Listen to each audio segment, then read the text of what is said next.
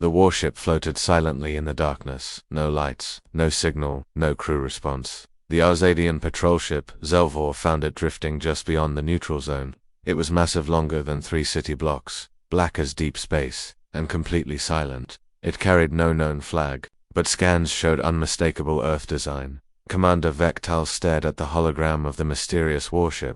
He was not a nervous man, but something about this ship made his claws twitch. Still no contact. He asked his comms officer. Young Arzadian shook his scaled head. Nothing. No distress call. No power missions. No AI signature. But, he hesitated. Vek turned slowly. But what? We are receiving reflections from inside the ship. Reflections of what? The officer lowered his voice. Our own scans. Like it's watching us back. Vek's spine stiffened. Earthships were banned from military production. After the Treaty of Titan IX, humanity had agreed to dismantle its war fleets. That was over 100 years ago. Most young species only heard rumor stories of Earth's brutality, its machines, its quiet cold wars. But this looked real. A warship with no crew, no signal, just floating like a trap in the void. He didn't like it. But orders were clear. Prep the boarding team, he said. We go in. The boarding shuttle latched onto the side. Hatch .6, elite Arzadian commandos trained for infiltration and combat stood ready. Their armor was tight, their visors glowing with night vision red. Each one carried a pulse rifle and a neural scan helmet designed to detect movement or life. Team leader Zara clicked her comms. Airlock secure. Preaching now. The door hissed open. Inside, blackness, no lights, no gravity, just empty silence. They activated their boots and stepped inside. The hallway stretched long and dark. Metallic panels, strange markings, and scorch marks. As if something had happened here. But no bodies. Where's the crew? Whispered one soldier. No signs of life, said Zara, checking her scanner. No heat, no motion, but she turned slowly. There's sound. Under the walls. Something low frequency, like breathing. They moved deeper. The warship's interior was wrong. Some rooms looked half melted. Others were pristine, untouched. Like new labs waiting for experiments. One chamber had a wall full of holographic photos, but the images flickered and distorted as they passed. Faces blurred, like the ship didn't want them seen. Then the lights went out. Not just their helmet lights, everything. Total darkness. Panic hit. They tried to call the shuttle, no signal. They tried their built-in backup lights. Dead. Zara forced herself to stay calm. Everyone hold position. Activate pulse pings. Map the room with sonar. Soft clicks echoed through the darkness. Tiny, blue outlines formed. The ship's walls were shifting, stretching, and then came a sound none of them could explain. Whispers, not voices in their ears, voices in their minds. One soldier dropped his rifle. Did you hear that? My name, it said. My name. Zara grabbed his shoulder. Focus, that's not real. The ship is messing with us, but deep inside, she wasn't sure. They reached what looked like the command bridge. A massive chair sat at the center. No crew, just a skeleton. Or what was left of one.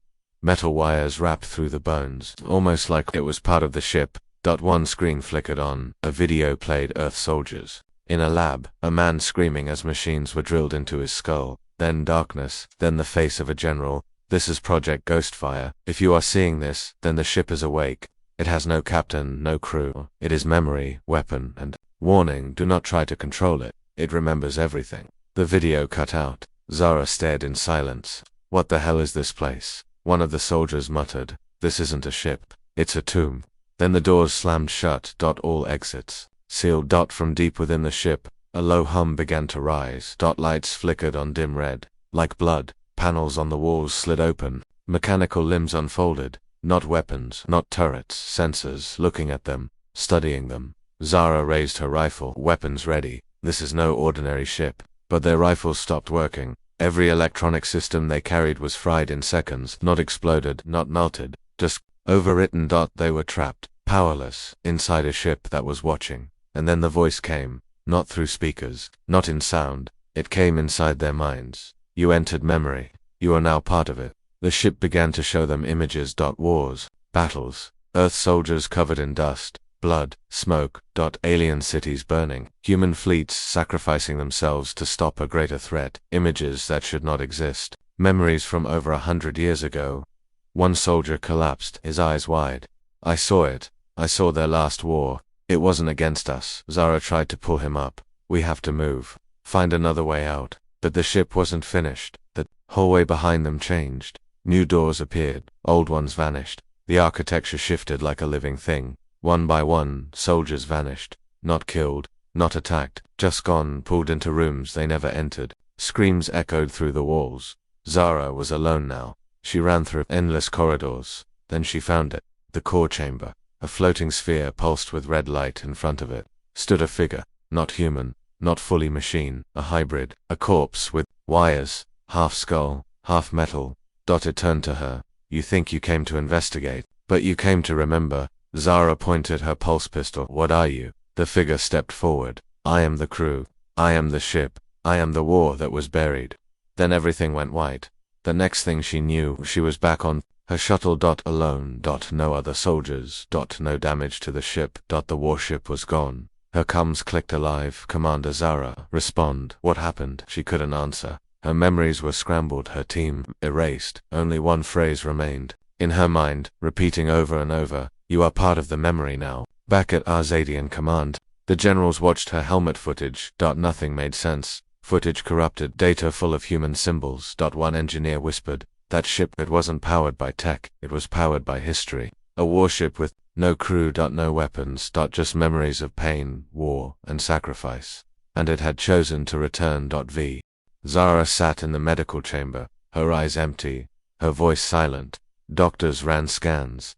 Psychologists asked questions, but she answered none of them, not because she didn't want to, she simply couldn't. Her mind wasn't broken, just full of memories that were not hers, full of images that made no sense, wars she never fought, faces she never saw, pain that didn't belong to her. The Azadian High Command watched her helmet cam footage again and again, but each time, something changed. First, the image of the warship was clear, then it flickered, and parts of the ship seemed missing. Then the sound cut out, then it came back but spoke in a different language, Earth's ancient tongue. The engineers tried to decode it, the historians tried to place it, but the deeper they looked, the more wrong everything felt. The general, in charge of the sector, Tarvak, stood in front of the main tactical screen. This warship, he said, tapping the display, doesn't match any Earth class. Not even their oldest designs. Another officer added, its hull has no seams, the surface is made of some kind of growing alloy, and the energy core emits no heat, no radiation. It's like it's asleep. Tarovac nodded. Then why did it take our people? Why return Zara? Why show her things from the past? A voice from the back of the room answered, because the ship is a memory vault, and we triggered it. Everyone turned. A new figure walked in, old, tall, wearing a hood. His eyes glowed dim yellow. He was not military, not government. He was a historian from the forbidden vaults, places where war records and ancient truths were kept locked from public knowledge. My name is Archivist Kell, and I know what this ship is. They let him speak. 127 years ago, he said, humanity signed the Titan Accords, the treaty that ended their expansion and forced them to disarm. He paused. But not all of them agreed. Tarlvac frowned. We have records their fleets were destroyed, their colonies given up, their AI programs shut down. The historian nodded slowly. Yes, but one project remained. It was never listed, never shown. Even Earth's closest allies never knew. It was called Ghost. Everyone went silent. Ghostfire, the archivist continued, was not a warship. It was a prison for emotions, for memories, for pain. The humans knew something coming beyond the galaxy's edge, and they believed that the only way to fight it was to remember every terrible thing they ever did, every battle, every loss, every weapon. So they built the Ghostfire core. He pointed to the image of the warship and installed it inside a body of steel. Someone whispered, so the ship isn't just a ship. No, said the archivist, it's a soul, a human war soul wrapped in metal. Tarlvac stared at the hologram again. Then why is it here now? Why appear after a century? Because we woke it up, said the archivist. He placed a black disc on the table. This, he said, is from one of the probe ships we lost near the edge of known space last month. The probe disappeared, but this piece drifted back. He activated the disc. A recording began, a dark starfield, then blinding light. A structure, huge, unknown. Then something moved inside it, something massive, and then, suddenly, static. Then the warship, the same one Zara boarded. But this was weeks before it appeared in Arzadian space. It saw something, Kel said. Something it was made to fight. It reactivated itself. But its memories were not stable. It mistook us for the enemy. The room went cold. TARL. Vac clenched his claws. We need to destroy it. The archivist looked straight at him. You can try. But understand this. He tapped the screen again. The warship's shape changed, grew, shifted. It is not powered by fusion, not by AI, not by code. It is powered by trauma, by the ghosts of a species that chose war as a survival instinct. You can shoot it, bomb it, surround it, but as long as the memory exists, so does the ship. Later that day, the High Council approved a new mission. A fleet of warships. Hundreds of drones, AI interceptors. Their goal, surround and eliminate the human warship. They called it Operation Silence. But as they moved toward the last known coordinates, something happened. The warship was already gone. Then came the signal, not a voice, not words, just a ping. A long, slow, heavy pulse, every 2 seconds. Across all channels. It repeated over and over, and every time it played, one ship's systems would fail, then another.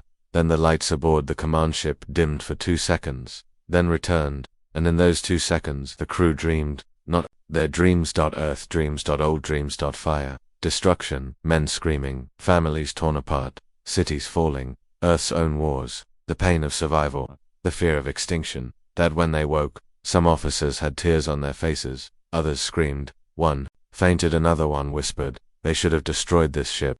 Before it remembered, Talvac stood up. Find it. I want its core in my hand. We end this now. But the historian didn't move. He knew the truth. You can't kill a memory, and this ship was remembering faster than anyone expected. Back in her medical chamber, Zara finally spoke, her voice low, barely a whisper. It's not coming for us. The nurse leaned closer.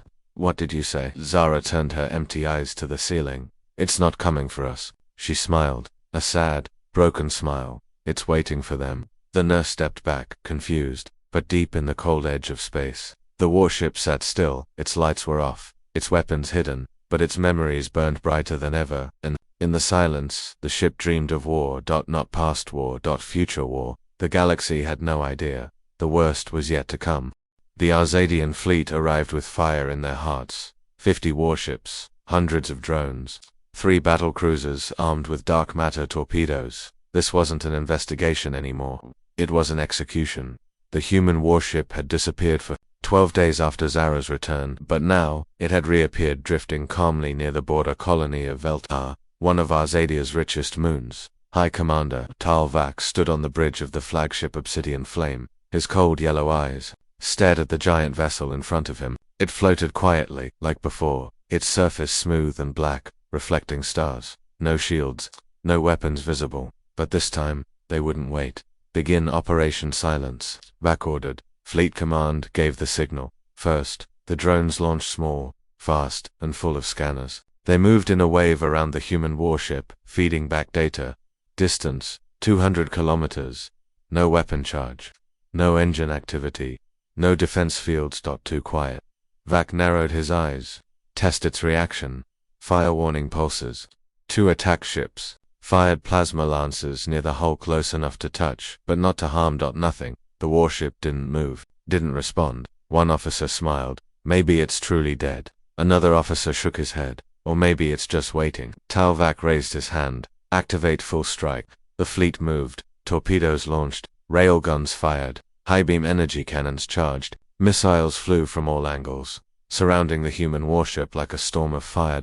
And then all power in the Arzadian fleet died at once. Engines off, lights off, weapons offline. Every screen went black. Every ship froze. Even the crew froze, not from fear but from something else. For 7 full seconds they were somewhere else, not physically, not completely mentally, but caught in a shared dream. They stood in burning cities. They saw human soldiers dragging wounded friends. They heard mothers scream in bunkers. They saw Earth's oceans boil from orbital strikes. They saw children whisper goodbye before chemical bombs took their homes. It was not imagination. It was memory. The warship was showing them what it had stored inside: pain, loss, rage, and survival. And then power returned. Everyone gasped, as if waking from drowning. A few officers vomited. One screamed and shot at the wall. Vac gripped the edge of his console. His hands shook. The warship hadn't moved, still drifting, still quiet, but now they knew they hadn't attacked a ship. They had touched a wound, and it had shown them just a piece of what it remembered. Commander Vac shouted, "Regroup, reboot systems. No one fires again until I say so." But it was too late. One drone, just one, had gotten close to the hull. Its scanner pierced too deep, touched the core. The ship reacted, not with weapons, with voice. The comms across the fleet turned on without command. A voice, human, but strange, spoke, flat, empty, cold. "You do not understand." The voice came again. "You strike me, but I am not here."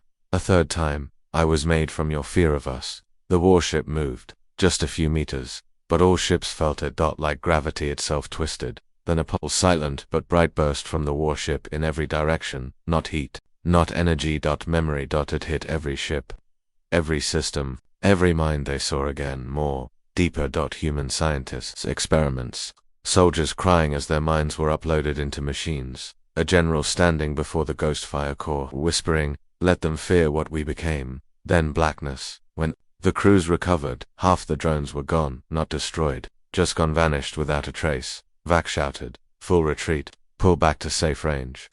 The fleet moved, but the warship did not chase. It turned slowly and began to drift toward Veltar's moon colony. It was not attacking, it was choosing where to go, choosing who to show next. Earth did not answer their calls, not yet, and the Empire, for the first time in 100 years, felt helpless. Back in the flagship's war room, Vac sat in silence. The historian, Kel, stood beside him. "You saw it," Kel said softly. Vac nodded. The commander's voice was rough. "What is it trying to do?" The historian looked out the viewport. "It's not trying," he said. "It's remembering, and we're in its way." Vac slammed his fist on the table. "Then we burn it. We drop a star bomb on it.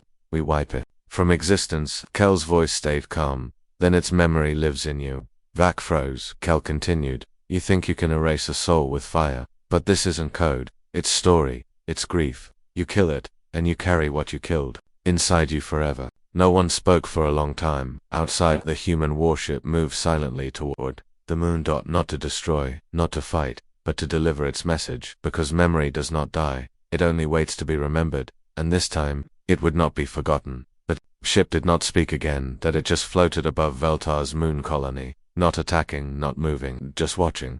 On the surface, millions of Arzadian civilians looked up, terrified. The skies were red from its shadow. Their comms went silent. Their transport ships stopped working. Power grids flickered. Every building's systems failed for exactly 2 minutes and then returned. But the warship never fired. Not a single blast. Not a single blast. High Commander Tao Vac watched from orbit. He did not understand. Why float over a colony and do nothing? In the control room of the flagship Obsidian Flame, an idea formed. A risky one.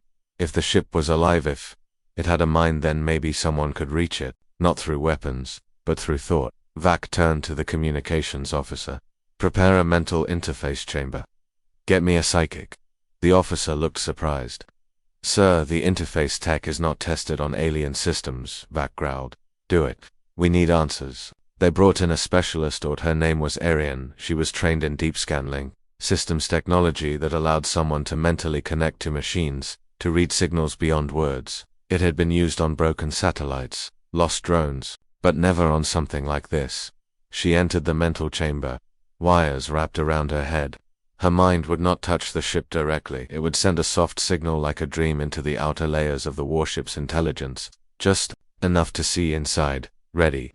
Vac asked. Arian took a deep breath. "As ready as I'll ever be." They activated the link. At first, nothing. Then, the room filled with static. Her heart raced. Her breath slowed. Then she opened her eyes wide. But they were not seeing the ship, not the room. She was inside its memory. Everything was dark. Then, flashes. An Earth city under attack. Alien ships burning, humans screaming. A little girl hiding in a basement. Then soldiers above her dying to protect her. Another flash. A secret lab. A man strapped to a table, machines entering his skull, his memories being copied, not just stored, burned into metal. The image changed again. Dozens of minds-dying soldiers connected to the same machine. Their thoughts mixed. Their rage, their pain, their will to survive. Combined. Arian felt it. She was standing in the middle of their emotions. It was like standing inside fire. The pain was not just felt it was alive. Then she heard the voice. You are not one of them. It was calm, male, human, but not alive. Why do you come here? She tried to speak, but her mouth would not move. Your people touched memory. Now memory touches you. She managed to think, what are you? The voice replied slowly, I am the Vindicator class. Designation, forgotten child, made not to kill, but to remember the killing, to keep it alive, to warn the future. She was shaking, her hands were cold. Why are you here now? To wait, to awaken the ones I was built for. They come soon. Who? The silence beyond the stars, the real threat, the reason Earth made me. Then the image changed again. She saw something terrible, a shape, a structure larger than moons, something moving at the edge of the galaxy. It wasn't alive, but it ate life. It consumed stars, not with fire, but with time. It erased memory. Erased history, erased everything. And a warship, this human relic, was built to fight that. You are not my target, the voice said again. But if you stand in my way, you become part of the memory. Then it pushed her out. Ariane gasped and fell from the chair, her nose bleeding, eyes wide in shock. Vak grabbed her shoulders. What did you see? She looked at him, voice trembling. It's not a warship. It's a warning. She told them everything. About the uploaded soldiers, the pain, the dream, the enemy coming from beyond. Vak stared at her for a long time. He didn't speak. Then he said, quietly, how long do we have? I don't know, she said, but the ship, it remembers. It will act before the enemy comes, because that's what it was built for. Vak looked out the viewport again. The warship still floated above the moon, but now he knew. It was not watching, it was waiting for the galaxy to understand what Earth already did. That memory was a weapon, and this ship was ready to fire. The message went out in all directions. It was marked urgent, top level, threat classified. A full record of the encounter with the human warship was attached. Every scan, every psychic report, every warning. Arzadian Command sent it to all major species in the nearby sectors, the Avani, the Vexperi, the Malari Swarm, the Zirinth Alliance. Even the ancient Drell who never replied to anything were included. The message was clear. A human warship has returned. It holds memories of a forgotten war. It is not fully alive, nor dead. It cannot be controlled. It has warned us of something worse, and it is moving. Then the silence began. The Avani responded first. They sent only one sentence. We advise leaving it alone. The Vexeri Military Command replied next. We do not interfere with human relics. History shows the risk is too high. The Malari Swarm didn't reply at all. They simply changed their patrol routes to avoid the area. The Zirinth Alliance returned a message of concern, but offered no help. They were sympathetic but distant. Only the Drell responded in a strange way. Not with a message, but with an old file dated nearly 80 years back. A small note attached. We warned Earth not to build it. Arzadian Command gathered in the central war room. High Commander Vak stood at the table, arms crossed, his scales dull from stress. They're all afraid, he said. They know what this is. The historian Kell nodded slowly. They remember what Earth was, what it did in its last war. Most of them want no part of this. They think we'll clean it up for them. Vak snapped. No, said Kell. They're hoping you'll fail first, so they know not to try. Across the galaxy, no help came, no fleets, no advisors. Shared tech, only silence. The Arzadians were alone, and the ship was still moving. It had left Veltar's orbit and entered deep space again. No warp jump, just slow drift on, a straight path. Vak stood in the observation deck as it passed there. Outer range. No one dared fire again. He stared at it for a long time. Where's it going? He asked. No one answered. Then a private message came from Earth. Encrypted. It bypassed 3 security layers and appeared directly on Vak's datapad. He opened it. A video played. A dark room, a human in a grey coat, old, tired eyes, no rank, number, name, just a quiet voice. You've seen it now, the human said. The Vindicator class was never meant to reawaken without us. Its programming depends on a signal that was lost. Vak leaned forward. What signal? He whispered. The human continued. We built it to face something your side of the galaxy never knew. Something older than memory, something that feeds on forgetting. The video glitched for a moment, then came back. Do not attempt to destroy it. You'll only give it more memories to store. The only way to survive is to help it find its target. Vak's hands clenched. He was a soldier, a leader, not someone used to being afraid. But now, he felt small. Because the way Earth spoke about the ship, it was like talking about a wounded god. The human ended the message with 5 words. You were not the target. Vac replayed that line again and again. What did it mean? Then came a strange report. One of the Arzadian scout ships, sent to track the warship, vanished. It had not been destroyed. Its signal just stopped instantly. But the final image it sent back was terrifying. A structure deep in space. Not part of the warship. Something else. A ring. Rotating, massive, older than anything known. And at its center, blackness. Not space. Not shadow. Absence. Like memory erased. Not just from time, but from existence. The warship was drifting toward it. Tar Vac stared at the image. He looked at Kel. Is that what it's hunting? Kel didn't answer. He only whispered. Or maybe it's what's hunting the ship. Vac gave the order. No more contact, no more pursuit. We watch, from a distance. And he made one final message for the Arzadian archives. If the Vindicator returns, it will not be the same, and neither will we. That message too was never answered. No one came. No one interfered. The galaxy watched, and the warship continued, deeper and deeper into silence. For days the ship drifted across the edge of the known galaxy. No sound, no lights, no signal. Just one path heading straight for the dark ring the scouts had seen before they vanished. Arzadian High Command watched from a distance. Their ships stayed far back, out of the warship's sensor range. Even the bravest captains refused to go near it now. One look at that black ring, so massive, so cold, was enough to make the mind freeze. No one could explain it. No one dared approach. And still, the human warship moved. But then, something changed. The ship turned. It stopped heading for the ring. Instead, it adjusted its course just slightly and moved toward a populated moon, called the Ras. It was small, full of researchers and workers, peaceful, defenseless. When Arzadian command saw the shift, panic returned. High Commander Vac stood in the war room again. Why change course? Kel the historian looked more tired than before. It's not random, it's remembering something. Maybe someone. Vac narrowed his eyes. Send ships, block its path. We can't let it reach that colony. But no one moved. No captain volunteered. Not after what they had seen last time. Vac growled. Fine, I'll lead the block myself. 3 ships joined him. They met the warship halfway between stars. It was still drifting slow, like it didn't care they were there. Vac opened a channel. This is High Commander Vac of the Arzadian Empire. You are approaching a peaceful colony. Change course immediately. There was no answer. He tried again. We know what you are. We know you hold memory. But this colony is not your enemy. Silence. Then, the warship spoke. Not through sound. Not through radio. Through the crew's minds. A message that echoed inside every officer's thoughts at once. You opened me. You studied me. You asked for understanding. Now, you will understand. Then the ship moved. Not fast. Not violent. Just a small shift in its angle. And every ship around it went dark. Not broken. Not fried. Just off. Every screen turned black. Every system stopped. Time itself felt like it slowed. Then the ship sent out a wave. Not energy. Not weapons. Pulse of images. To every mind. The crew saw a planet, Earth, but during its last war, a human city, under siege. Alien invaders, smoke, fire.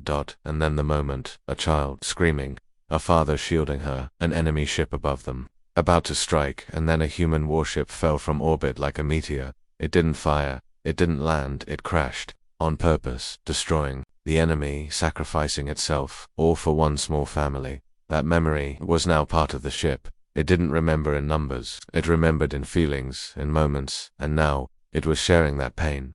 The Arzadian crews began crying. They didn't know why. Some dropped to their knees. One whispered, "It didn't come to kill. It came to make us feel." Vac stood frozen. He couldn't move. He saw the warship for what it truly was. Not a machine, not a ghost, but a walking, drifting monument to everything humans had once suffered and everything they were willing to do to stop it from happening again. The power returned. The screens flickered back, but none of the Arzadian ships fired. None moved. The warship passed through them quietly and continued toward the moon, but it never attacked. It entered orbit. It hovered then. Light flickered on its side, a signal beam, basic, slow, peaceful. It sent a single message down to the moon. 4 words, "Do you remember us?"